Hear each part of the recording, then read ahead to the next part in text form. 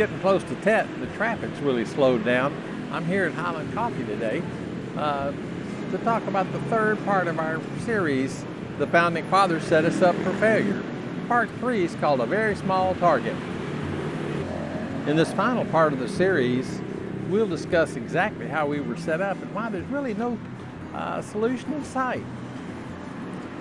You can decide if you want to blame the Founding Fathers or not, but I think a lot of it was their lack of vision. These guys actually thought white landowners would probably be running the country forever. They never envisioned there'd be 330 million people walking around, most of them with cell phones in their hands, talking on Facebook to their buddies. If you think about the way the government works, it's like a casino. Casinos skew the odds slightly in their favor.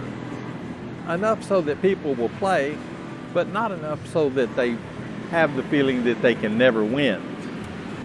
Our government's kind of the same way. With 542 elected officials, they make the rules or they delegate to the people that make the rules. They're easily corrupted by power, wealth, and status. They're a very small target to corrupt, so it's just not that hard. They're the ones that have skewed the rules in the long run, so the odds are tilted in their favor. It only benefits the House. Let's look at what they've done and how it was allowed under our Constitution and by our Founding Fathers. I'm not talking about these 542 elected officials being a target for violence or overthrow. What I'm talking about is corruption because of money in politics. And they are a small target for that. We talked earlier about how your representation has been reduced because of the increase in size of the population. More people, same number of representatives. We kind of don't have a chance there. Every time our population grows a bit, our representation shrinks. This was done by people that made the rules. They limited the number of elected officials. This was actually done by the elected officials themselves. You know, the government, the 542 elected officials, well, they're targeted by all kinds of things. Lobbyists. If you think about lobbying is nearly like bribery. And they always have a way to get around the rules that say they can't give money directly to candidates or directly to a politician. They have fundraisers. They do things like that and basically skirt the law. Money also comes from the political parties, foreign interests, big business, big tech, you name it, man. They're getting money from everywhere. You know, lobbyists are supposed to be educating our people the problems that they're having or that their special interests that they represent are having. And bottom line, they're really not doing that. What they're really doing is trying to create the legislation themselves and for their interests that they represent. The lobbyists actually write a lot of legislation. They write legislation, makes it easy for the congressmen or senators to pick it up, put the heading on it, and put it on the floor for a vote. They also spend a lot of time in education, but that education is mostly at resorts and golf clubs and things like that. So I think the work that the lobbyists do is really appreciated by the congressmen and senators, and they take advantage of it to reduce their workload.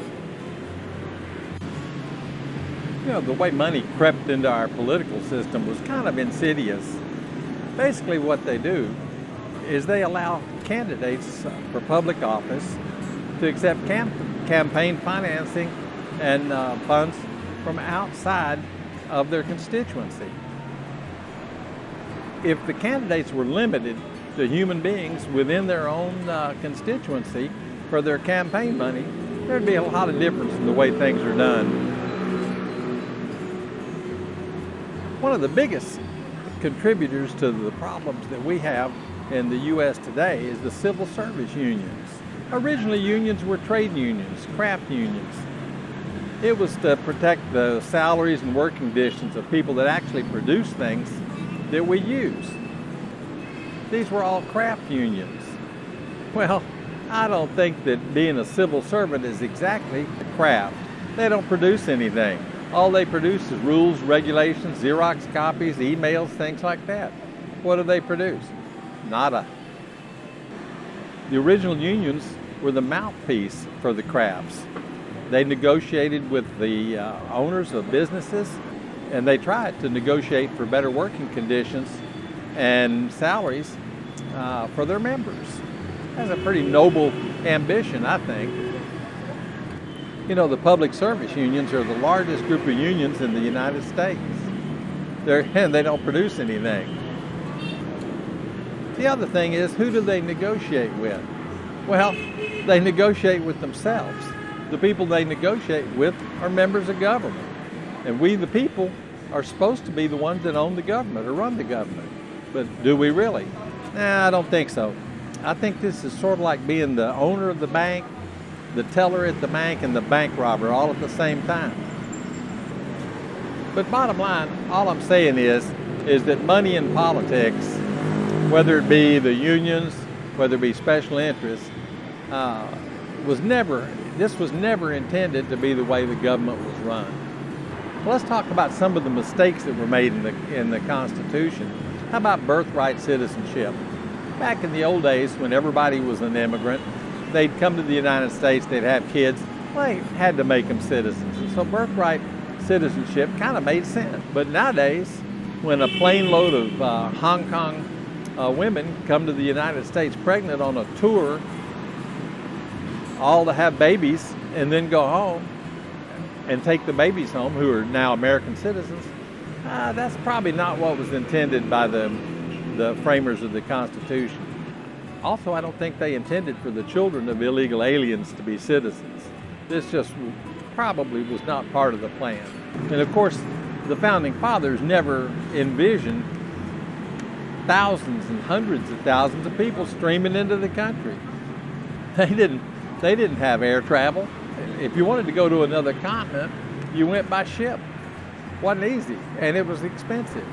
Now, people take the $3.99 flight to the United States, have their kid, and they've got a new citizen. How about that? You know, there was a lot of problems that were created by these long deceased guys.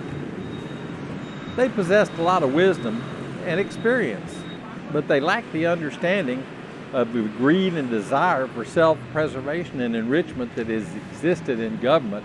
I don't know what caused it. It might have been the industrial age, it might have been wealth, but anyway, there's some things that could probably help. Term limits have been tried a lot, but they never passed.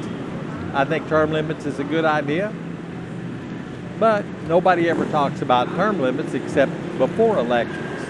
After elections, it's never mentioned again. But it's a great idea, and it would help. People shouldn't be career politicians. It just doesn't make sense. It doesn't make sense that that would be good for the people, for we the people. Mandatory retirement ages would be good. I added up the age of the top 4 leaders in the U.S. this year, and hell, it was over 300 years. I mean, they're old. And I don't think that was intended by the framers. I think a mandatory retirement age would be a real good thing. Of course, I don't think the framers ever thought that these guys would want to be career politicians. I've said that before, and I really think that's true. So they didn't really put anything in place to protect us from it. Lobbying rules could be changed to keep the lobbyists from having end runs around the rules and funneling money to politicians. That'd be a real good thing. Another thing is single issue legislation. Recently, we passed bills that were 6,000 plus pages. Now, do you think anybody read that? Those things were put together by staff members, and I guarantee you that no one ever read anything except maybe a summary. No one could read that stuff and comprehend it. So why not make bills single issue? That way, you could read a bill and understand it. Hell, I think most bills you could write on 2 sides of an 8.5 by 11 sheet of paper, double spaced, and probably get the message done. Another good idea would be to eliminate those public service unions. Those people work for you, the citizen, as do the officials that they negotiate with. We, the people, are the employers, but they don't negotiate with us. They're basically negotiating with themselves. That's absurd. Time limits for campaigns would be a great idea too. Cut it down, 2 months, that's enough. After that, have the election. Elections and election campaigning don't need to go year-round. It's ridiculous, and it certainly doesn't help us. Another thing, they should only allow campaign contributions from human constituents. Constituents of the candidate running for office or for the incumbent running for office, only from human beings. Not from PACs, not from lobbyists, not from special interest groups. There shouldn't be people like Zuckerberg donating $350 million. We don't know where it went. We don't know what it's doing. But we do know one thing. It's buying off our officials. Another thing that would be just a phenomenal advancement in our system would be to have a citizen's ID. Hey, we have Social Security IDs, we have passports and all that. A citizen's ID would be a great thing. You issue it at birth, you take it away when they die. That would prevent a lot of dead people from voting, that's for sure. Of course, they may form a special interest group to target the 542. Those dead people are a powerful constituency. I'm pretty sure everyone has a lot of good ideas that would help bring the government back and focus on the people instead of on its own self-interest. I'd like to hear from some of you guys in the comment section about that. Please feel free to give your opinion. I put out some ideas I think would help, and I hope you'll do the same. Take some time, give us some ideas, or disagree with mine. You've got to realize that none of these things are likely to be put in place by the 542 elected officials. Their goal is to stay in power. It doesn't matter what party, job is job one with those guys. As long as there's only 542 of them, they wield a tremendous amount of power. The 4,000 appointed officials also wield an amazing amount of power, as do the 2.1 million people in the public service unions. And something's got to change. I doubt that there will ever be big changes to correct the oversight of the framers of the Constitution. They lack the vision. They left a lot of holes in there and a lot of exploits. So far, a lot of the Constitution has not been corrupted by the chosen few, the 542. So, hope we can keep it that way. And I hope we can eventually make some changes that make a difference. This is probably the last political video I'm going to do for a while. I'm going to get back to doing my regular stuff, my Vietnam stuff, Vietnam life stuff, neighborhood activities, things like that. If you enjoy these videos, I hope you'll consider subscribing to the channel. I'd sure like to have you as part of our group. You might also want to hit the notification bell so you'll be notified of upcoming videos. This is JR, the expat in Saigon, saying thank y'all for watching.